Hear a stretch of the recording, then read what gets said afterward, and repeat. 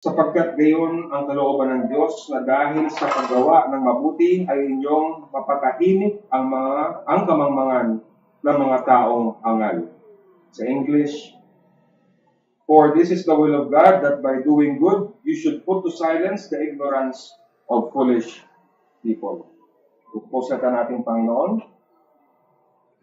nawa ay pagpalain ng Diyos ang pagbabasa at pagpapahayag ng kanyang salita para sa amin.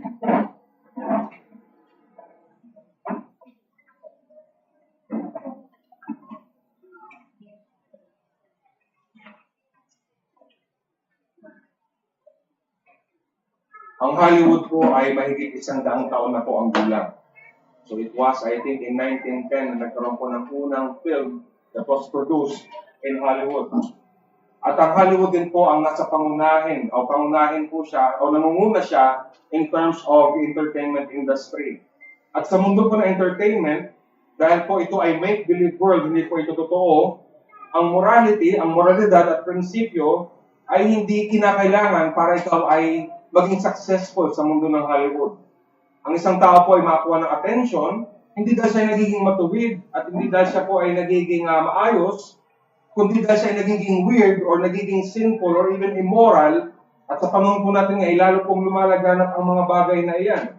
At dahil po ito isang mundo na hindi totoo, it is a world of superficiality, respect comes with fame and fortune.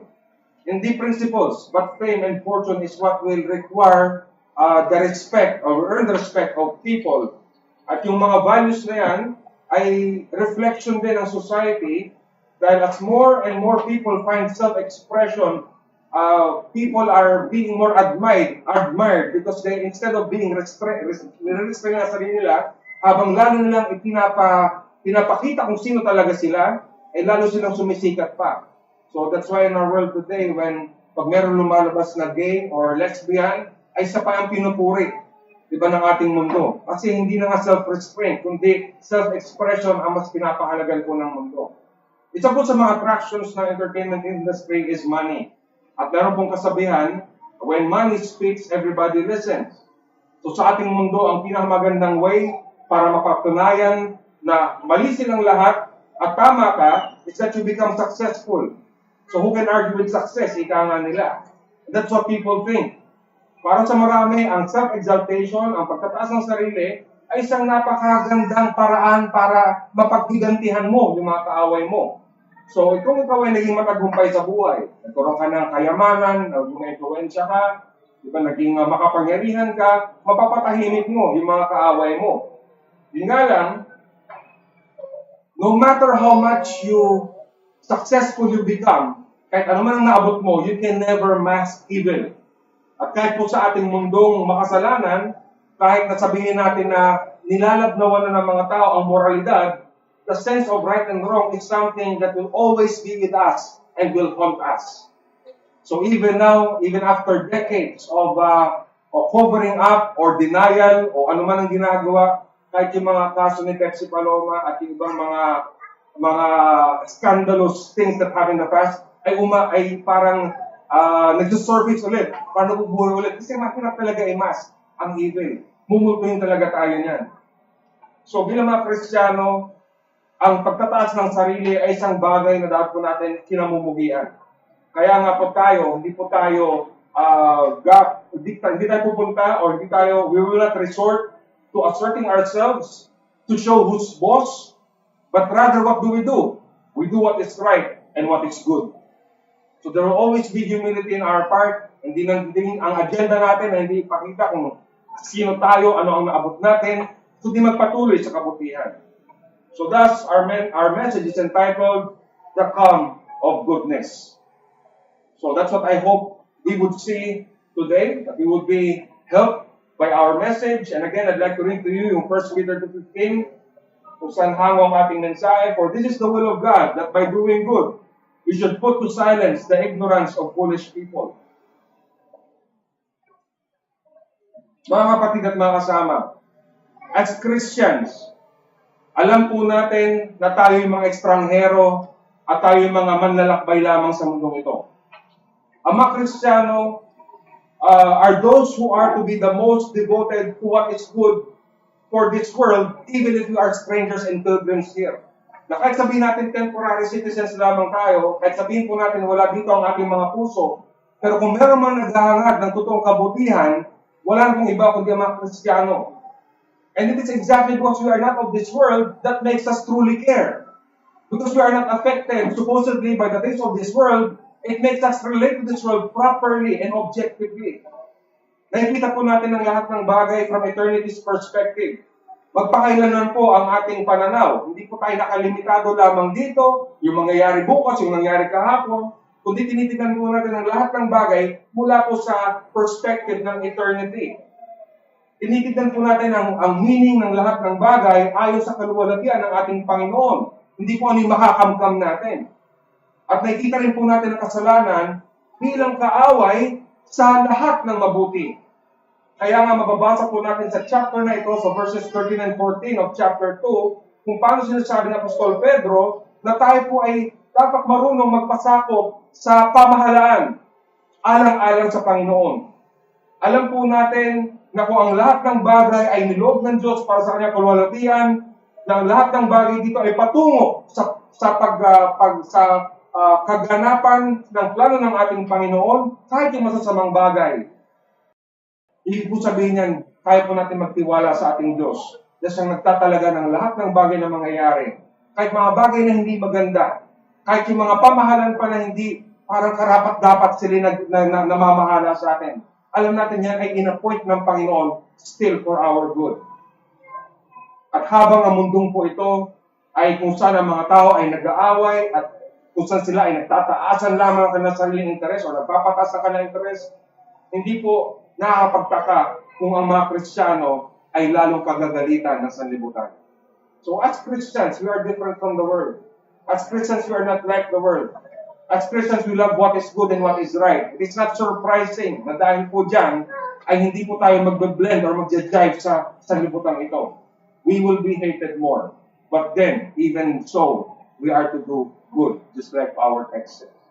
So two things I'd like us to say in our message. Unang-una, striving for goodness in a fallen world. Ang patuloy na pagsusumika para sa kabutihan sa isang mundong makasalanan. So if you go back to the last verse, makikita po natin doon na yung function or yung purpose po ng civil authorities, yung pamahalaan, ay para parusahan ang masama at bigyan din ng commendation or ang papuri yung mga gumagawa ng mabuti. So, you will see, mga kaibigan at mga kapatid, na kahit po sa secular society, bad and good are recognized. Even among sinful men, we have a sense of bad and good. Alam po natin kung ano yung masama at ano ang mabuti. So, bahagi po ito ng pagiging tao. So, meron pa rin po tayong common ground among all men. Whatever race or nationality or tribe that acknowledges that what is evil is evil and what is good. So we can still relate to people like that. Saan man tayo magpunta. At ang mga namamahala sa atin ay silang itinalaga ng Panginoon para pangalagaan at para i-promote or ipagpatuloy ang kaayusan sa pamagitan po ng paggamit ng kaparusahan at ng papuri. So it will be used accordingly. So even in our country, di ba? Yung mga masama, they are being fined, they will be jailed, they will be punished, but those who are good will also be commended. Sila ay magiging ehemplo para sundin ng lahat. So even in our sinful world, ganun po. That's how it operates. And although ang lahat ng tao ay meron pong sense of good and bad, whether believer ka or unbeliever, alam mo ang tama at mali, anong mabuti at masama, hindi po magiging pareho ang conviction natin why we do good and why we avoid evil. So iba po ang motibo ng isang mananampalataya at isang hindi mananampalataya. Para sa mga hindi mananampalataya, bakit sila gagawa ng mabuti at bakit sila iniwas sa masama? Dahil meron po silang benepisyo makukuha doon. Umiiwas sila sa kapahamakan, iiwas sila dahil sa hindi kumakabuti sa kanila at meron silang makikita. That's why they will avoid the evil and they will do what is good. Para sa mga Kristiyano naman, yung kaalaman po natin ng kasalanan at yung kaligtasan kay Kristo, that we know sin, it is what makes us hate sin and evil. So para sa ating mga Kristiyano, hindi tayo nag-decide na gawin isang bagay na tama o mabuti dahil lang sa tayong benepisyong makukuha doon. So I challenge my children, sabi ko sa kanila, even if walang immediate na masamang mangyayari, you have to avoid sin because it displeases God. So kahit na walang itong masamang konsekwensya, parang wala naman nakakaalam, ikaw lang nakakaalam, at parang wala namang masamang mangyayari pagkatapos, sabi ko, you should still avoid sin. Why? Because sin is a transgression of the law of God. Just like what the Catechism said. So para sa atin yan po ang ating dahilan kung bakit po tayo ay umiiwas sa masama. Alam po natin na si Kristo ay namatay dahil sa kasalanan. Whether people know that sin or not, whether people are looking or not, whether you are alone or with people, doesn't really matter. As long as it is sin, ay iiwasan po natin ito. At kahit po wala tayong mahihitang kabutihan, or benefit, or gain, or benepisyo, why do we do good? Because it is honoring God that motivates us to do good. So the same. When you avoid sin, kahit walang immediate na evil or consequence na mangyari sa iyo, because it is displeasing to God. And you do what is good, kahit walang immediate na good consequence sa iyo. Why? Because it honors God. That alone is already good enough para sa atin na gawin ang bagay na tama. So in other words, mga kasama, ang mga Kristiyano, alam po nila ang kahulugan ng paggawa ng mabuti. We are compelled to do what is good. No matter what the situation is. Whether we are alone or not, diba? In our private times, in our private thoughts, that should always confront you and me. Dahil kung talagang mananampalataya ka, kung talagang kilala mo ang Panginoon, gagawin mo pa rin ang tama. Kahit na ito ay ikaw lang ang nakakaalam. Kahit meron bang masama o maganda mangyari, the fact that it is sin, you avoid it. And the fact that it is good and it honors God, you do it. We are compelled to do that. Sabi sa Romans 6:17-18, but thanks be to God that you who were once slaves of sin have become obedient from the heart to the standard of teaching to which you are committed, and having been set free from sin, have become slaves of righteousness. Ephesians 2:10 says, for we are His workmanship, created in Christ Jesus for good works, which God prepared beforehand that we should walk in them. So, ang hinsahin po sa atin ng ating text, that it is by doing good. Sa paggawa po ng mabuti, mapapatahimik ang kamangmangan ng mga taong hangal. So it's by doing good. Now, this may sound like a tactic or strategy para ikaw ay maghiganti sa mga kaaway mo. Gagawa ng mabuti para mapahiya sila. Diba? Sometimes we think that way. But let us consider, mga kasama. Firstly, striving to do good is not easy. Hindi ito madaling gawin. Tayo po ay naninirahan sa isang mundong makasalanan, tayo po ay makasalanan din. Kung ang ating motivation para gumawa ng mabubuting bagay, para patahimikin lang ang mga kaaway natin, at itataas din pala natin ang ating mga sarili, then we only become selective and hypocritical. Diba? Isa rin pala tayo kagaya rin nila, na ang gusto lang pala natin ay itanghal ang ating mga sarili sa paggawa ng mabuti. At kung wala pa ng taong patatahimikin, chances are, hindi ka nagagawa ng mabuti. Kasi wala kang motivation. So if your motivation lamang ay itaas mo ang iyong sarili at patahimikin ng ibang tao sa paggawa ng mabuti, itinataas mo rin lamang ang sarili mo gaya din ng mga makasalanan. So remember that for you to do good, for you to do what is really good, it will take the grace of God. It is not easy to do what is good. Secondly, it is also easy to abandon goodness and blame other people for doing it.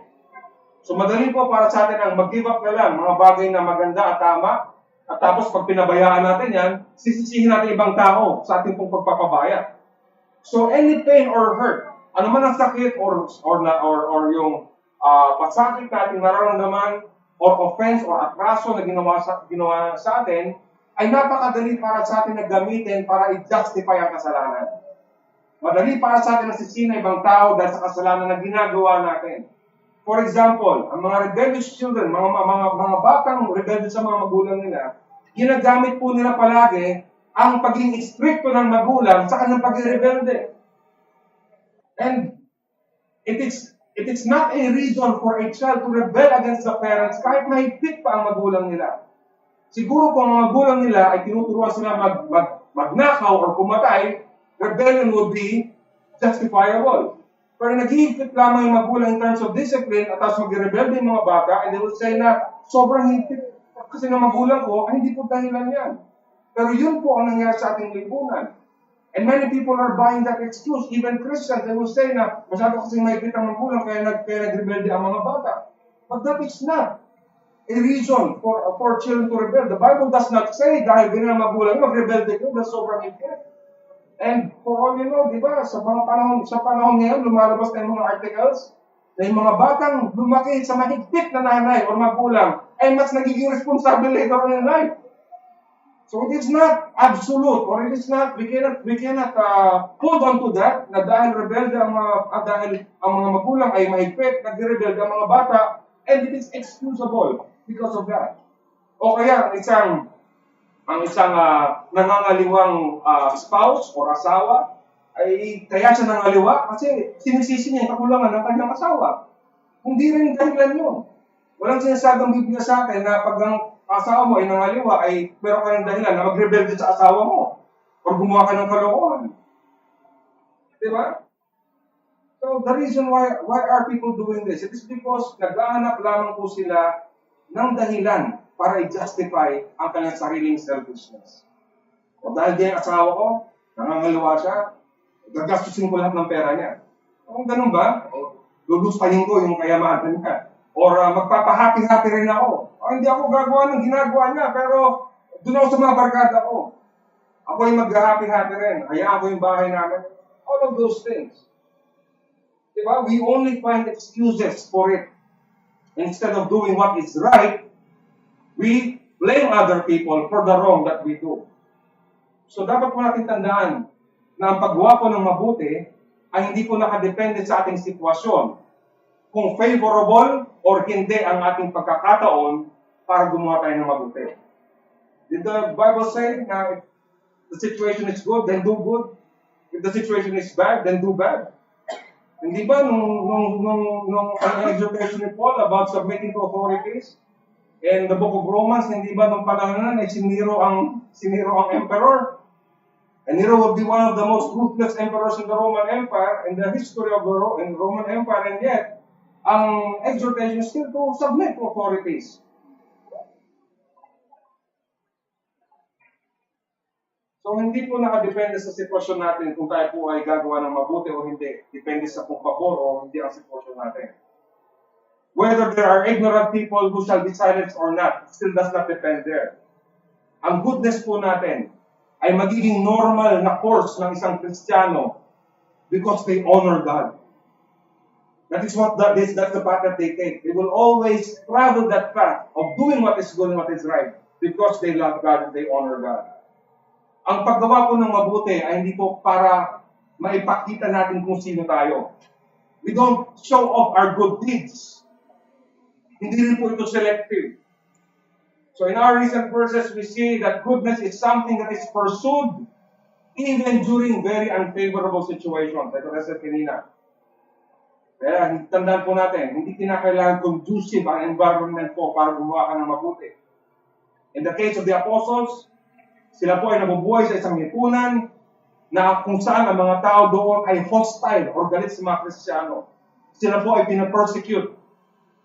Later on, they will even have to face death. But then, wala po tayo makikitang instruction sa Biblia na huminto ka sa paggawa ng mabuti dahil pangit ang sitwasyon mo. Maaring makita po natin ang ating mga sarili sa isang sitwasyon o pagkakataon na kung saan providentially tayo po ay hindi nakagawa ng mabuti sa ating kapwa dahil sila ay tumalikod na sa atin. Diba? For example, in the case of the church, when people turn their backs on you and are no longer want to be part of their lives, wala ka na magagawa doon. You're not able to do good to them anymore. But, you're still a citizen of the Philippines. And you still submit to authorities. You will still submit to every human institution. You will still have to submit to what is good and true. At ito po ay maging normative po sa buhay ng isang Kristiyano. So, kung saan man tayo nilagay ng ating Diyos, sino man ang dalhin ng Panginoon sa atin, sino man ang namamahala sa ibabaw natin, or sino man ang ating pinamamahalaan din, we must strive to do good. It should be our way of life that we will do good. Dapat po tayo ay mabuhay sa isang paraan na kahit ang mga hindi mananampalataya ay mapapansin nila na iba ang ginagawa mo, iba ang buhay mo. You always pursue what is right and what is good. 1 Thessalonians 4:11-12 says, "And to aspire to live quietly, and to mind your own affairs, and to work with your hands as we instructed you, so that you may walk properly before outsiders, and be dependent on no one." We do what is good. Wala silang masasabi. Ginagawa po natin ang ating mga duties responsibly. So tayo po ay dapat meron pong higher and fuller awareness of goodness. Na nako-compel po tayo na gawin ang mga bagay ito sa ating buhay. We should have that principle in our minds. Something that is above us. Something that makes us do the same to our lives. Ang isang tahimik, steady, at patuloy na pagtutugis ng kabutihan ay isang bagay na hindi talaga common. If you think about it. Do people really do what is good? People will only do good kung meron silang pakinabang doon. Will they really pursue what is right and what is good? Only if it serves them. But if it does not, will they still do good? It's not really that common sa ating society. Ang selfish interests po natin ay palaging magiging panglito sa mga tao. It will always cloud our judgment. Pero tayo bilang mga Kristiyano, we must be zealous for good works. Ito ay privilege natin. At ito po ay makikita sa bawat bahagi ng ating buhay. Mula sa mga bagay na simple hanggang sa malalaking mga pagkakataon. Mula sa mga ordinaryong mga pagkakataon hanggang sa mga special na pagkakataon na ibibigay ng Panginoon sa atin. Always remember, for a Christian, goodness must be normal. It should be normal para sa atin. And listen to Richard Baxter. Sabi po ni Baxter, "Do not only take occasions of doing good when they are thrust upon you, but study how to do all the good you can as those that are zealous of good works. Zeal of good works will make you plot and contrive for them, consult and ask advice for them. It will make you glad when you meet with a hopeful opportunity. It will make you do it largely and not sparingly, and by the halves. It will make you do it speedily without unwilling backwardness and delay. It will make you do it constantly to your life's end. It will make you labor in it as you trade, and not consent that others do good things to do good at your charge. It will make you glad when good is done, and not to grudge at what it costs you. In a word, it will make your neighbors to be to you as yourselves, and the pleasing of God to be above yourselves, and therefore to be as glad to do good as to receive it." In other words, saying that sa lahat ng pagkakataon, ako anong ginagawa sa bayan kasi hindi na gusto mong gawin para sa iyo. It honors God. It pleases God. That is what we do as Christians. We do what is good. Do what is right. I also tell my children, lalo na yung aking panganay, na when you do your work, do it right. Because you're honoring the Lord with what you do. So hanggang mula sa pagpupunas ng mesa, hanggang sa paggawa ng schoolwork, and as a parent, I have to keep on reminding my children, but that's what they have to do. They have to keep on doing good. Ano man ang pagkakataon na yun? And of course, bilang mga magulang, we have to set an example na tayo ay ganun din dapat.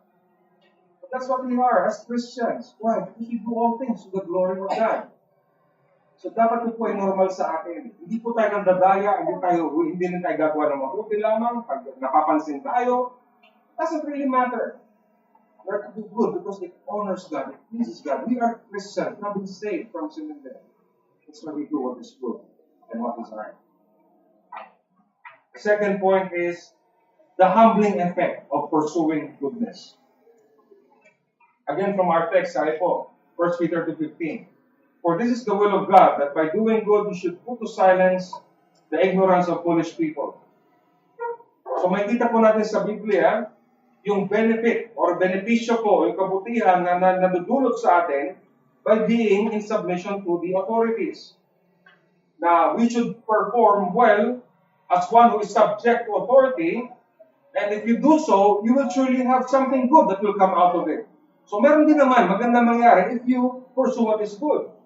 And it begins in the home. Alam niyo yung children honor your father and mother, which is the fifth commandment. It's not really just talking about father and mother. Not just talking about parents, talking about authorities.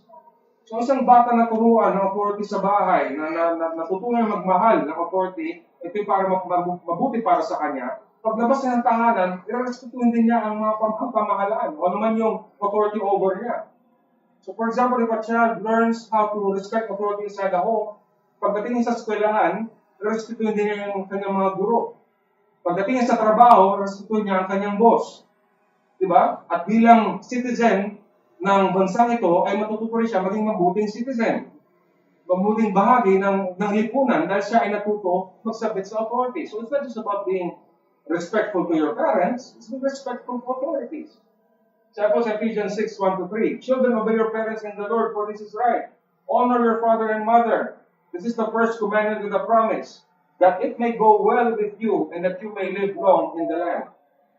So are you still surprised at a child who is rebellious outside? Why? Because unang-una sa bahay ay ganun siya. If you did not labor to make your child submit to authority, if you did not labor for your child to understand and appreciate na kung bakit binigay ng Panginoon ng magulang niya at siya kailangan magpasakop doon, hindi nakapagtaka ng batang yan ay maging rebelde, hindi lang sa bahay, kundi pati sa labas ng bahay. That's the reason why the Bible tells us that it is something good, that something good will come out of a person who knows how to submit to authority. So the general principle here is that ang isang bata na alam po niya kung paano magpasakop sa kanyang mga magulang, ay magiging mabuti ang kalalabas ng kanyang buhay. Why? Because chances are, if a child knows how to follow his or her parents, he will stay out of trouble. Diba? Iiwasan niya yung mga bagay na warning sa kanyang mga magulang, iiwasan niya yon, at siya isusunod sa tama, hindi rin siya mapapahamak. Pag sinabi ng magulang, umuwi ka ng itong oras. At yung bata, nasanay nga, na ganung oras umuwi siya, hindi siya ma-hold up, hindi siya mapapahamak sa labas, hindi siya mapapamarkada sa masama, kasi natuto siya, sumunod sa kanyang magulang. And by extension, submitting to human authority sa ating mga namamahala sa atin will also do us good because it keeps us out of unnecessary trouble as well. Kaya kagaya ng mga natutok lang. Kung hindi ka naman gumagamit ng droga, bakit ka natatakot? Diba? Bakit kinakailangan mo kalabanin yung gobyerno, yung pamahalaan kung hindi ka naman guilty of doing drugs? And a lot of other examples that we can very well understand. So by submitting to authorities, pagpapasakop sa mga namamahala sa iyo, mula sa loob ng bahay hanggang sa labas, kung susunod tayo, hindi tayo mapapakama. So there's a good consequence pag tayo po ay marunong magpasakop sa namamahala sa atin. And not only will it really do us good, at hindi lamang po yung epekto ng kabutihan sa atin, because as our text says, sabi po sa ating teksto, ito ang kalooban ng Panginoon na patatahimikin ang kamangmangan o kahangalan ng mga mangmang na mga tao. The ignorance of foolish people will be silenced. Now, in the Bible, we are never taught to take revenge. Hindi tayo tinuturo ng Biblia na, sige, kung maghiganti ka, total, nasa tama ka naman. Diba? Kung nagsalita siya ng masama sa'yo, magsalita ka ng masama laban sa kanya. Diba? Siguro ikaw, hindi ka naman mananakit physically, pero minsan mas damaging pa yung slander o sisirain mo yung pangalan ng isang tao. And that the world will say that. Na ginawa mo sa akin yan, gagantihan kita. Pero hindi po yan sinasabi ng Biblia sa akin. And also, prudence, ang pagiging wise will also teach us that we should prevent ourselves from always defending ourselves against those who abuse us. Diba, may mga times na hindi mo kailangan manalo sa diskusyon. May mga times na hindi mo kailangan patunayan na tama ka. And as you grow older, marirealize mo rin yan. Nung bata ka, hindi tama ako, paglalaban ko yung sarili ko. Pero as you grow older, say na, pag papapansinin yan, hindi naman yan totoo. And then later on, lalabas din mo ng katotohanan. So it also teaches us also not to always defend ourselves. Although there are times that you have to, but you don't always have to defend yourself. But realizing natin sooner or later na wala rin po tayong energy to spend on thinking on how to shut the mouths of those who hate us.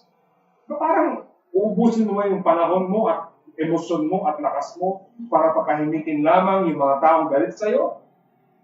And always remember, if you become a Christian and you are becoming more and more like the Lord Jesus Christ, kasahan mo at nagagalitan ka talaga ng mga tao. Huwag mong isipin na maging popular ka sa kapaligiran ng mga tao sa paligid mo. You will be hated for the sake of the Lord Jesus Christ. So what are we to do? Anong gagawin po natin? Sinasabi po sa atin na kalooban po ng Panginoon na magpatuloy po tayo sa paggawa ng mabuti.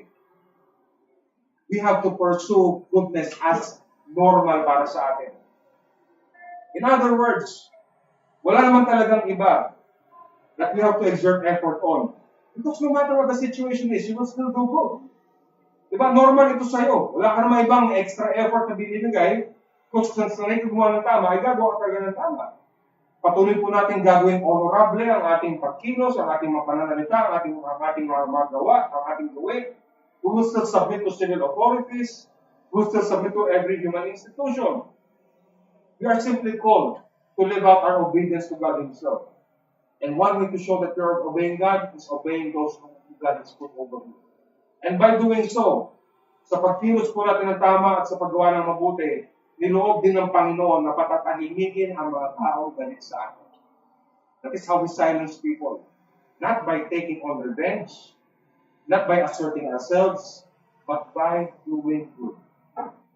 So this humbles us in two ways. First, this allows us to create opportunities that are favorable to us at the expense of other people. So, paggawa mabuti, hindi ka nag-create ng senaryo or ng pagkakataon kung saan ka itatanghal at the expense of other people. We must not be tempted to come up with stories or lies to defend us. Hindi tayo gagawa ng mga bagay na didepensa natin ating mga sarili, so magtatahita-hindi tayo ng mga kwento para depensa natin mga sarili. Hindi rin po natin kinakailangan hanapin ang simpatya ng mga tao at magpapakampi tayo sa kanila. Hindi po necessary para sa atin na tayo ay mag-subscribe sa drama or emotional blackmail or partisanship, kampi-kampihan. Hindi po natin option yan. Bilang mga Kristiyano, hindi po yan ating strategy. Hindi hahanap tayo mga tao may kisimpatya sa atin at mag-create po tayo ng pity party para sa atin, para tayo ay alu-aluin at kakampi natin, kalabanan natin yung taong galit sa atin. Hindi po natin option yan. And this is a very beneficial and practical and helpful to us because it stops us from exalting ourselves and committing sin.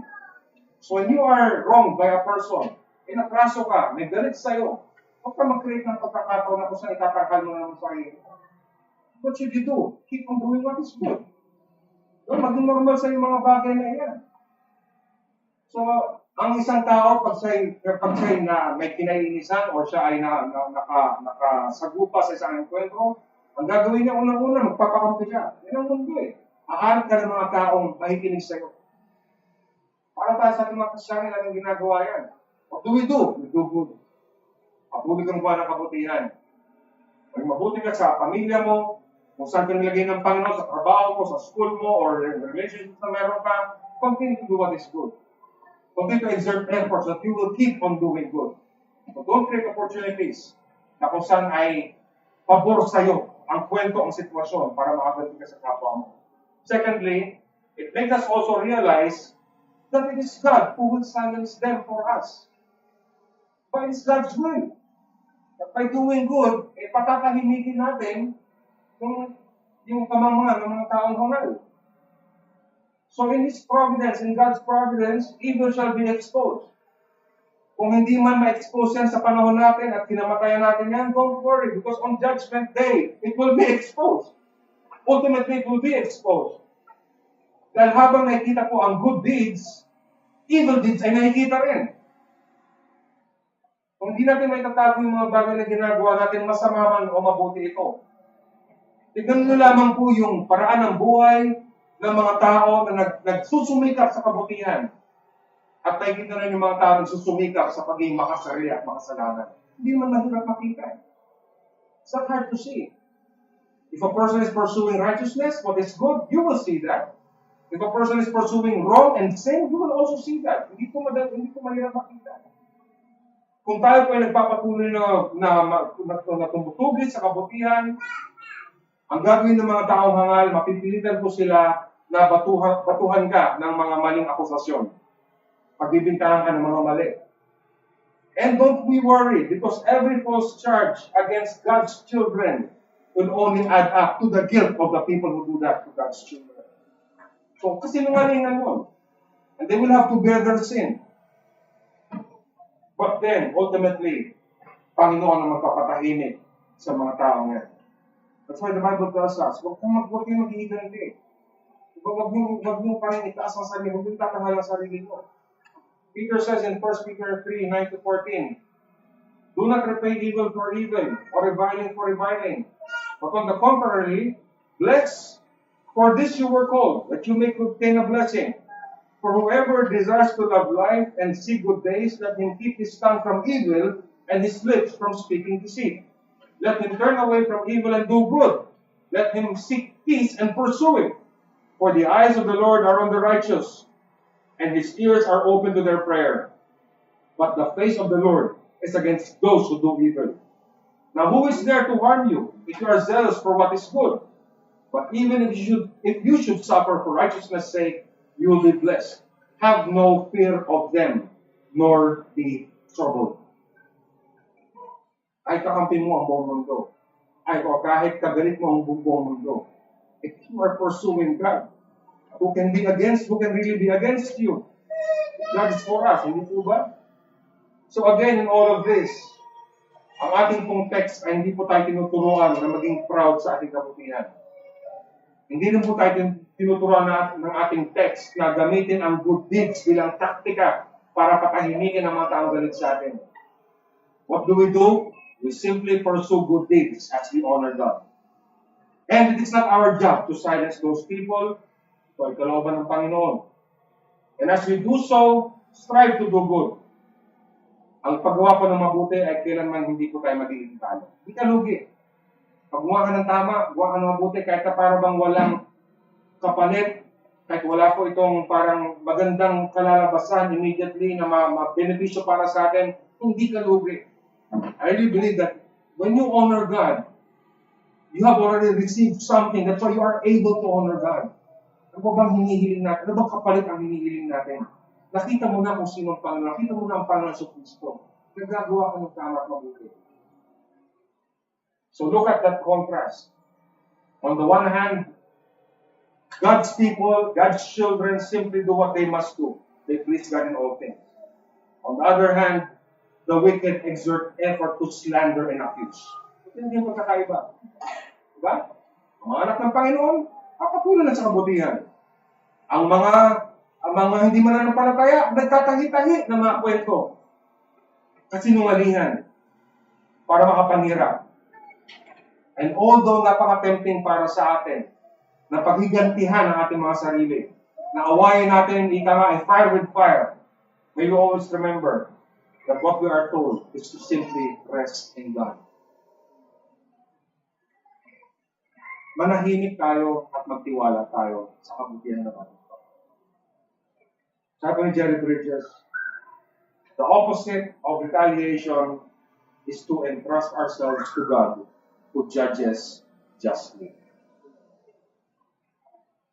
If you really believe in the sovereignty of God, if you really believe in the justice of God, hindi mo ipag-iigan ang sarili. Gagawin mo lang kung ano yung tama. At bahala ng Panginoon. Yun ang pagkatapos. Palagi po nating tandaan, kung hindi pa ito dumadating sa inyong buhay, pero tayo po ay kagagalitan at kainisan ng ating kapwa, just because we are Christian who love what is good. Magagalit po ang mga tao sa paligid natin dahil gusto lamang po natin parangalan ang ating Panginoon Kristo. Hindi po nakakagulat na makakita ng mga tao na ang kanilang misyon sa buhay ay sirain ang mga Kristiyano. And you will find that even in your own immediate family and even in your own immediate circle. Expect nyo na yan. Na dahil sa mahal mo ang tama, kahit sarili mong household. It's like what the Lord Jesus Christ said, will be your enemy. Even people inside the home. And just as people hate each other and will bring up every cause to destroy a person's credibility, what more will it be for Christians? Hindi po sinasabi ng Bible sa atin na dahil kay Kristiyano, maging matagumpay ka sa buhay mo. Ang physical Bible sa atin, expect suffering. Expect persecution. Dahil ikaw ay taga-sundi Kristo. Dapat po natin tandaan na ang kabanalan po ang siyang naging dahilan kung bakit naiirita ang sanlibutan sa mga Kristiyano. Pero ang mabuting gawa ay hindi kailanman maitatanggi. Good deeds can never be denied. Even if people deny it, it will still not be denied because it is still good. Even if people put bad motives in you sa paggawa sa mabuting bagay, God knows. God knows what is good. Sooner or later, when they think about it, sana ang mangyari sa atin ay walang makita ang mga tao na nagbibintang sa atin. We pursue good deeds. That's why we just have to pursue good deeds. We have to just pursue what is right and what is good. So nawa ay maging hamon sa atin ito, na palagi natin panatilihin ang ating mga sarili sa katuwiran. Palagi po natin suriin ang mga buhay natin. Nawa ay maging palaging paalala sa atin na tayo maging mapagbantay sa ating mga sarili. At sana atin pong gawin na kahit wala pong ginagawang bintang sa atin, we will still know what is right and good and will compel us to submit to what is good and what is right. And as we do so, may there only be false charges against us, which will just be silenced in the end. So in the end, sino ba naman ang mapapahiya? Kung gumawa ka ng tama, if you pursue what is good, anong kailangan mo ikahiya? Anong kailangan mo itago? In the end, yung mga tao nagbibintang sa'yo, sila po ang mapapahiya. Kaya nga po tayo po ay palalahanan na hindi po ito maging madali para sa atin. You know why? Because we have to deal with our own sinful nature. Hindi ito maging natural sa atin. You will have to deny yourself. You will have to trust in the Lord para magawa po natin mga bagay na ito. Pero sana mga kapatid at mga kasama, kung meron pong bagay tayong tinutugis, nawa ay wag natin hanapin o tugisin ang mga bagay na magpapatras sa ating mga sarili. Kahit tama ka pa. When you want to state your case, at dahil may katuwiran ka, huwag mong isipin dahil tinataas mo ang sarili mo kaya mo ginagawa yun.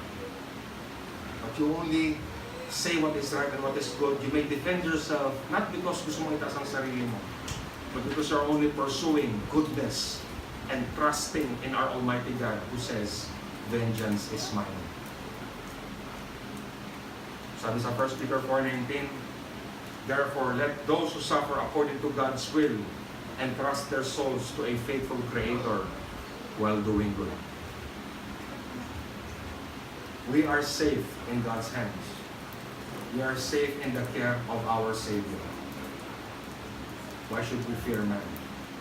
Patuloy lamang tayo gagawa ng mabuti. Consider, mga kasama at mga kapatid, above all this, it is God Himself who is good.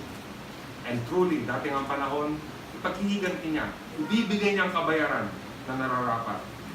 Magpasalamat po tayo sa bawat araw ng awa ng Panginoon. Dahil ang bawat araw na siya ay naaawa sa atin, ito po ay okasyon, hindi para sa pride, hindi para sa sarili, kundi para sa pagsisisi, para sa ating mga sarili. Each day of mercy is an occasion for repentance. At sana, while we know that God is good and God is calm, let us take advantage of God's goodness while we still can. Let us draw near our Lord habang mayroon pang panahon. So let us come to the cross where our sins have been paid for habang may pagkakataon pa. Huwag mong sayangin ang bawat araw na naaawa pa ang Diyos sa atin at sa mundong ito. Kaya nga, ngayon sa ating buhay, let us take advantage of God's mercy para sa atin at sa ibang tao. We have to draw near to Christ. We have to come to the Lord Jesus Christ. Dahil siya ay nagbayad sa ating mga kasalanan. Dahil dating po ang araw at panahon na hindi na po maging mapagtimpi ang Panginoon sa makasalanan sa lipunan ito. One day, God's patience will come to an end. Hindi forever ang awa ng Diyos sa atin. Tayo lumapit sa Panginoon habang meron pa pong panahon. namatay si Kristo para sa atin. So then, mga kapatid, we ourselves will continue to do good. We will do good. For in the end, the foolishness of ignorant people will be silenced forever. One day, there will be no more accusations. Wala na pong slander. Wala pong lahat na ito. Wala silang magagawa.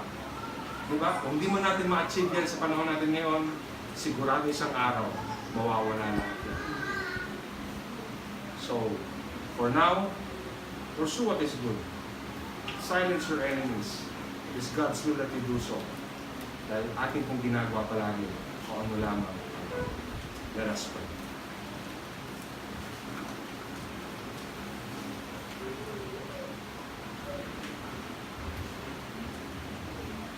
Panginoon, turuan niyo po kami na mahalin ang tama. Kaya po namin gagawin ang mga bagay na tama. Na hindi po ito nakasalalay sa anumang kabutihan o mahihita namin, kundi dahil ito ay nagbibigay po ng luwalhati sa inyo. Nalulugod kayo, Panginoon. Kaya po namin gagawin. And Lord, as we keep ourselves in your grace, trusting in you, we also trust, O God, that it is you who will take care of us. Hindi namin kayang depensa na ang mga sarili palagi. Hindi namin alam kung sino yung mga taong galit sa amin and what they are saying against us behind our backs. But Lord, we know that you are our sovereign ruler. Na kayo ang siyang bahalang mag-ingat sa amin. Turuan niyo kami, Panginoon, na patuloy lamang na gawin ang nararapat, na gawin ang tama para sa aming sariling kabutihan, sa kabutihan ng aming kapwa, at sa ikaluluwalhati ng inyong Panginoon. Kaya Panginoon, sana po ito mangyari sa amin. Whatever situation we are in, and especially sa mga pagkakataon na hindi pabor sa amin, pipiliin pa rin namin, Panginoon, gawin ang tama. Dahil kami po ay yung mga anak, we belong to the Lord Jesus Christ. So teach us, Father, all this at naway maging hamon at paalala sa amin ang mensahe nito. Nagawin po namin mga bagay na kalulubog sa. All this we ask and pray only through Christ our Lord.